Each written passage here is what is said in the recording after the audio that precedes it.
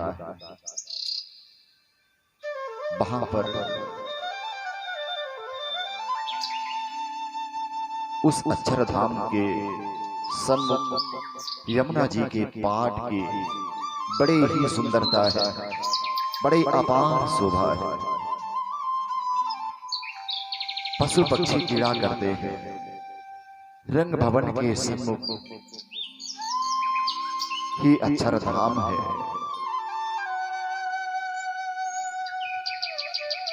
महामती प्राणनाथ जी कहते हैं इस रंग महल की बड़ी शोभा है। इस जिह्वा से उनकी शोभा का वर्णन कैसे करूं?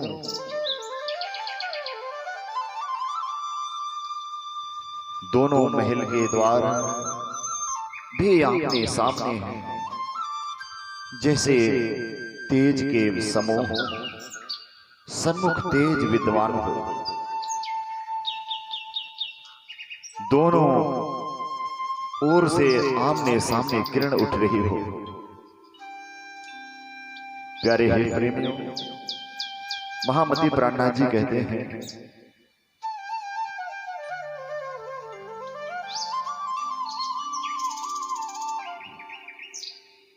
अनेक प्रकार के पशु पक्षी हैं।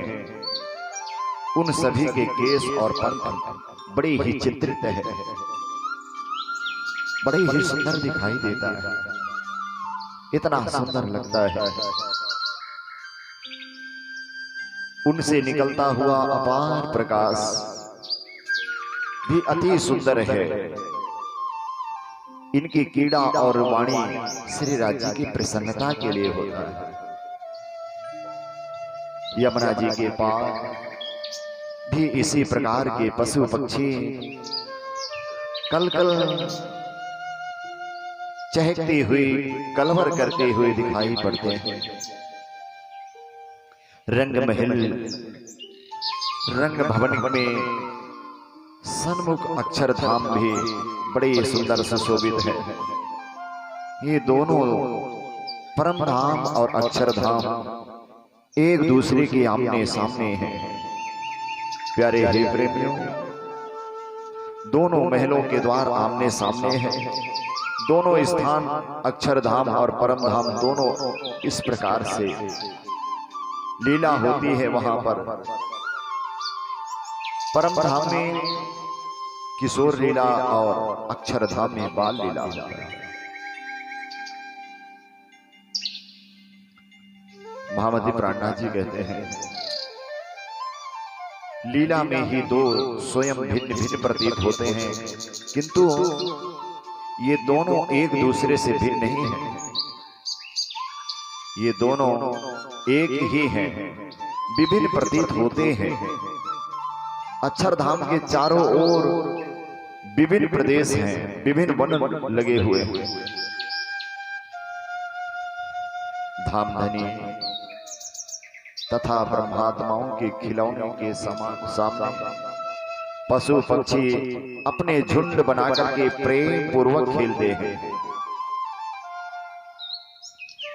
ये सभी महामती प्राणनाथ जी कहते हैं प्यारे सुंदर साथ जी,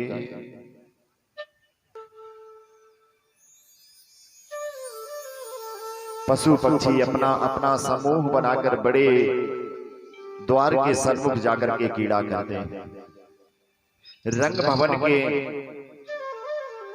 विशाल द्वार के सन्मुख किवाड़ दर्पण रंग का सुंदर किवाड़ लगा हुआ है। उनके सामने का वन बड़ा ही सुंदर प्रतिबिंबित होता है। उनकी बेनी किवाड़ पल्ले बड़ी सुंदर लकड़ी की बनी हुई है, पर जड़े हुए विभिन्न प्रकार के रत्न दिखाई देते हैं।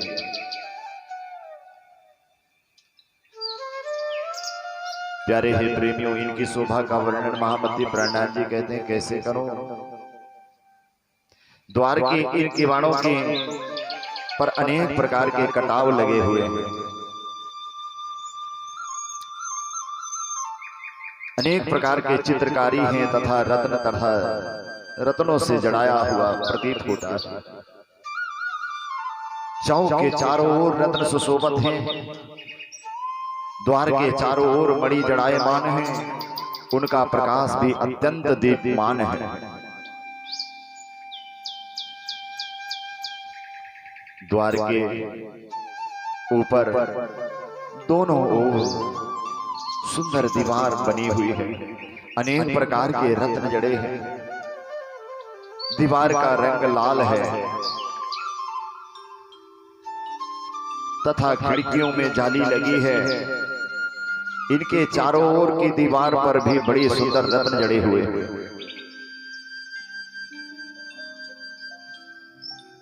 चारों ओर के झरोखों के सभी ओर फिरते हुए स्तंभ दिखाई पड़ रहे हैं, उनमें जड़े हुए विभिन्न प्रकार के रत्न प्रकाशमान हैं। रंग महल की वनों भूमिका तथा इसी प्रकार का वर्णन महामती प्राणनाथ जी कहते हैं कि इसके ऊपर की खुली चांदनी भी अपने किरणों से जगमगा रही है। मंदिरों के ऊपर लगी हुई रमणी कांगरी बिजली की भांति चमकती हुई दिखाई पड़ती है। इनके सन्मुख सामने का द्वार के सामने भीतर रसोई की हवेली है। वहां पर नित्य प्रति महामती प्राणनाथ जी कहते हैं, प्यारे सुंदर साथ जी, धामधनी कहते हैं कि उस परम धाम में श्री राजी महाराज अनेक प्रकार की कीड़ा करते हैं और जब रास कीड़ा करके लौटते हैं तो शाम के समय सखियां वहां पर रसोई बनाने का काम करती हैं, भोजन पकाने का कार्य करती हैं। प्यारे ही सुंदर साथी, उस समय महामती प्राणनाथ जी कहते हैं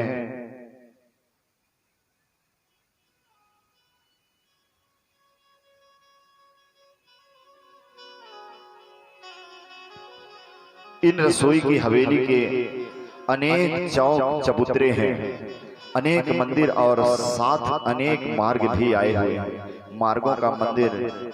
मार्गों तथा मंदिरों की दीवारें पर जड़े हुए प्रकाश रत्न की शोभा का वर्णन जीवा से कैसे करूं। विभिन्न प्रकार की पुतलियां भी दीवारों पर चित्रित हैं। वहां पर विभिन्न प्रकार के बेलों तथा पशु पक्षियों के चित्र अंकित हैं। रसोई में जिस प्रकार से स्कूलों में बच्चों के देखने के लिए चित्र बनाई जाती है और उस चित्र में बच्चों को समझाया जाता है कि यह कबूतर है, यह खरगोश है, यह स्याह है, यह हाथी है, यह बरगद है, यह आम है, यह अनार है। इसी प्रकार सखियों जहां पर भोजन बनाती हैं वहां पर इतने सुंदर सुंदर चित्रकारी है कि कहें क्या। सखियां भोजन बनाते हुए चित्रों का अवलोकन करती हैं। बड़ा स्वर्ण जड़ित जंजीर लगे हुए हैं, बड़ा सुंदर शोभामान है। इस प्रकार सीढ़ियां भी बड़ी सुंदर झलहला रहे हैं। इन वन हवेलियां, मंदिर और विभिन्न प्रकार के असंख्य वस्तु संदूकों में रखी हुई है। दीवार पर चारों ओर गोल खूंटियां हैं, उन पर विभिन्न प्रकार की सामग्रियां लटक रही हैं। कहां? रसोई घर में। आप लोग भी अपने किचन में बड़ा सुंदर सुंदर पात्र रखते हैं जहां पर अनेक प्रकार की साजो सामान होता है, जिस पर आप लोग भोजन पकाते हैं, भोजन करते हैं, उससे बड़ी आनंदित होते हैं। हे सुंदर साथी, मैं इस सामग्री का वर्णन कहाँ तक करूं, आप स्वयं इसका चिंतन करें। वनों की भूमिका का तथा मंदिरों की इस प्रकार की शोभा विद्यमान है। इनको अपने हृदय में धारण करें, तभी आप परमधाम की उस रंग महल में, परमधाम की दीवार में जा सकते हैं। अन्यत्र परमधाम में जा पाना बड़ा ही कठिन है। महामती प्राणनाथ जी कहते हैं कि परमधाम सहज नहीं है। परमधाम को प्राप्त करना सहज नहीं, परमधाम को चिंतन करके ही परमधाम को प्राप्त किया जा सकता है। इसलिए प्यारे हे प्रेमियों, परमधाम का दीदार करो, परमधाम का दर्शन करो, परमधाम का चिंतन करो। महामती प्राणनाथ जी कहते हैं कि यह कथा